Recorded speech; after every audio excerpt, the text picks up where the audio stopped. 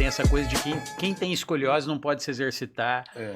Olha, tratamento de escoliose basicamente envolve exercício, seja ele tratar para não evoluir para cirurgia, para gerar correções, seja um pré-operatório e o pós-operatório. É óbvio que envolvem outras situações, mas a gente tem que devolver mobilidade o máximo possível. Sim. Função. E como que a gente faz isso? Com movimento, com exercício. É claro que tem questões de dose, carga, tem algumas coisas que a gente costuma evitar, mas assim, em sumo, o paciente que tem escoliose e que fez lá um procedimento cirúrgico, um pós-operatório bonitinho e tudo mais, a ideia é que ele se exercite. Isso é extremamente importante. Então, se você escutou que quem tem escoliose não pode se mexer, que vai machucar as costas, isso não faz sentido em geral, né? Tem algumas situações pontuais, mas em geral isso não faz sentido. Acho que é um detalhe importante aí também. A vida depois, independente de ter operado ou não, você finalizando o tratamento conservador também, mesmo que fique uma curva residual, esse paciente não foi encaminhado para cirurgia. As pessoas acham que esse paciente vai ter alguma limitação, né, no pós. A ideia é que não, né? Se a gente optou pelo conservador, ele tinha critérios para isso, essa pessoa vai ter uma vida normal depois. As meninas perguntam muito, posso engravidar, eu vou ter uma vida normal depois? A minha escoliose vai piorar na gravidez? Não, né? É esperado alguma progressão ao longo da vida, né? Esse paciente, depois que ele tem alta, ele atinge essa maturidade esquelética, não precisa mais fazer a fisioterapia. Mas a partir do momento que ela atinge aquilo ali, a ideia é que ela tenha uma vida normal, né? Ela consiga fazer tudo que um adolescente naquela faixa etária pode fazer. E até ela chegou nessa maturidade, o que acontece? Dali para frente ela aprendeu a se autocorrigir, ela tem uma consciência corporal melhor, tá mais forte, mais móvel, entende a importância daquilo, então ela vai fazer academia lá, musculação. Então ela, ainda mais na academia que tem um monte de espelho, né, em geral. Então ela tá lá, tá fazendo um exercício de membro superior, de braço, mas ela já aprendeu a se autocorrigir. Então ela tá fazendo uma dança, alguma coisa assim, ela já sabe, então isso até ajuda. Tem alguns estudos, né, doutor Luiz, que mostram que até no adulto pode haver uma evolução da escoliose, numa velocidade muito menor, obviamente, do que na puberdade, por exemplo. Mas existem alguns estudos. Só que esses estudos são feitos, normalmente, né, com pessoas que tiveram uma abordagem para escoliose há 10, 15, 20 anos atrás. Isso aconteceu, tem alguns estudos assim, que não era a abordagem que se tem hoje. Então, muitas das vezes, esse paciente que fez hoje, aqui na adolescência, essa nova percepção, aquilo que eu já comentei aqui, muitas das vezes, quando ele for adulto, ele vai manter isso. Então, isso também, de alguma maneira, pode prevenir evoluções ou pequenas evoluções em graus ali na fase adulta. Isso é fundamental e é um reflexo dessa evolução da fisioterapia, né, dentro do tratamento da escoliose. Eu já atendi paciente adulto que evoluiu mais graus do que a gente achava que evoluiria, né, trazendo as radiografias dele de adolescente, depois com 20 e poucos anos, 30 anos, e aí só que ele nunca tinha feito nada específico, ou fez algo que não fazia sentido, como a gente falou aqui.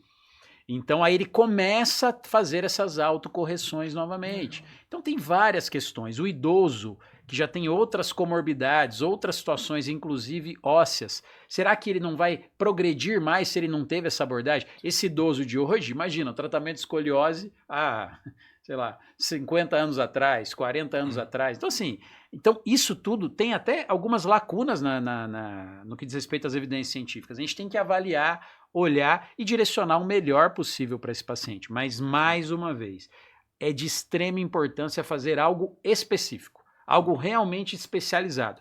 Isso faz toda a diferença para esse paciente chegar nos resultados que ele quer, sejam eles por questões estéticas, funcionais ou qualquer outra situação. E é importante a gente falar também, né, da escoliose no paciente mais idoso também. Não é o nosso foco aqui, mas às vezes a pessoa vai ficar na dúvida, né? Então eu tinha uma escoliose na minha infância e desenvolvi, às vezes só vai ter o diagnóstico lá na senilidade, né, após os 60 anos.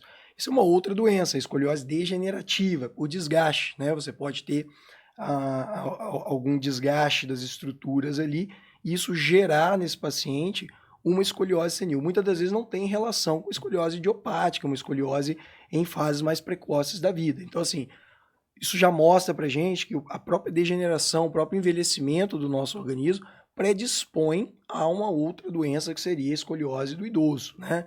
Então, degenerar todos nós vamos, né? A coluna de um paciente que já passou por um tratamento de escoliose na infância, na adolescência, ela com certeza biomecanicamente ela se torna uma coluna um pouco mais desajustada. Por isso a importância do que o Bruno falou, ela levar isso para a vida dela, o que ela aprendeu de autocorreção, o que ela aprendeu ali, né, como manobras corretivas, né, ela está realizando, está usando na atividade profissional dela, nas atividades esportivas, para que isso no futuro não venha a ter nenhuma repercussão. E talvez o mais importante, continuar acompanhando, né? Sim. Não ser uma alta definitiva, né? Sim. Esqueci que tive isso. Não, você vai passar com o seu médico, você eventualmente pode ter alguma dor ou pode ter algum desconforto e você voltar a buscar o seu fisioterapeuta. É se manter informado, Sim, né? sim, sim. É entender que aquela doença ali, ela vai envelhecer com você, ela vai te levar a caminhos e que a gente quer que você tenha uma vida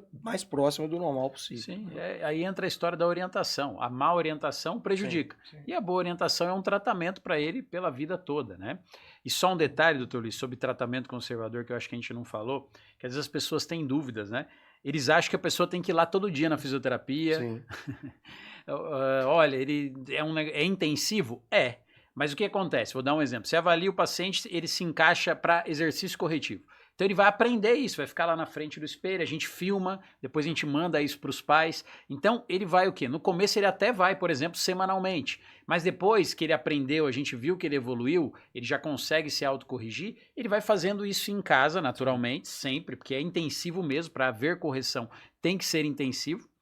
Porém, com o tempo ele não precisa ir lá todo dia, né? Toda semana, a gente vai espaçando isso de acordo com as características. Porque às vezes o pai fica assustado, olha, ele tem que fazer... Sim. Não, ele tem que aprender e fazer em casa. Então, mais uma vez, se o paciente precisa de um tratamento de escoliose, essa palavra é muito importante. Intensivo. Ele tem que fazer em casa, ele tem que lembrar e se autocorrigir. A gente vai orientando e ensinando o paciente a fazer isso. É igual o próprio colete.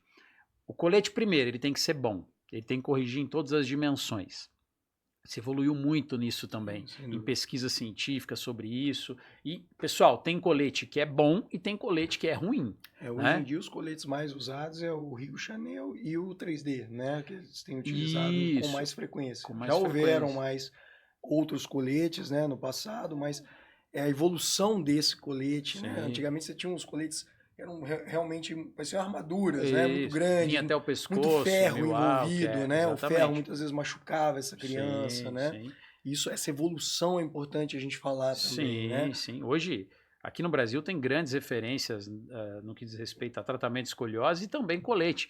Até direcionado por fisioterapeutas, né? Campinas tem uma região muito forte que tem essa correção em todas as dimensões de um colete que ele é o mais discreto possível. Exatamente. Mas é claro, ele está ali para fazer a função dele. Existe, mais uma vez, né, uma questão estética relacionada a um adolescente que vai ter que usar um colete, né? Exatamente. Isso é uma outra situação. Isso não vai ser muito bem aceitado, né? E usar um colete, doutor Luiz, 22 horas por dia. Ele só tira para tomar banho, fazer exercício físico, fazer exercício, ele tem que usar.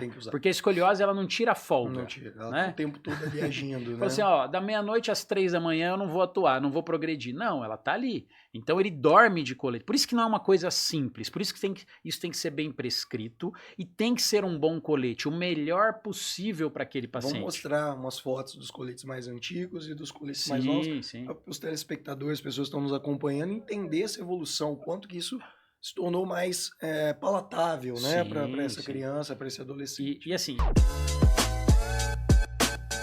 é isso, né, doutor Luiz? Foi um prazer mais uma vez. Muito obrigado aí por vocês que assistiram até o final, que estão acompanhando com a gente. Não deixa de se inscrever aqui no nosso canal, a gente está sempre postando novos vídeos, né? Vamos fazer alguns cortes também dos principais momentos aqui que a gente falou, mas assistir o podcast na íntegra é interessante porque você pega todo o contexto que foi falado, né? Desde o começo, acompanha a nossa linha de raciocínio. Isso eu acho que é um ponto importante aí para quem está nos acompanhando.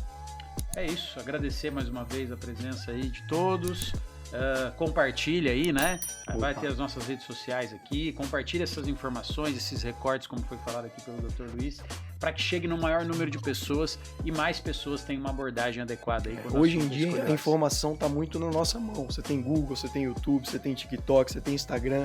É mais fácil você encontrar bons profissionais. Então, assim, é inadmissível realmente que chegue tanta gente com dificuldade, com desinformação, né? Então, que a gente está fazendo aqui, eu acho que é algo muito positivo e que tende só a crescer realmente, é algo disruptivo, eu acho, assim. Sim, sim. É isso, esse é o Papo de Coluna, quando o assunto é escoliose. Obrigado e até a próxima.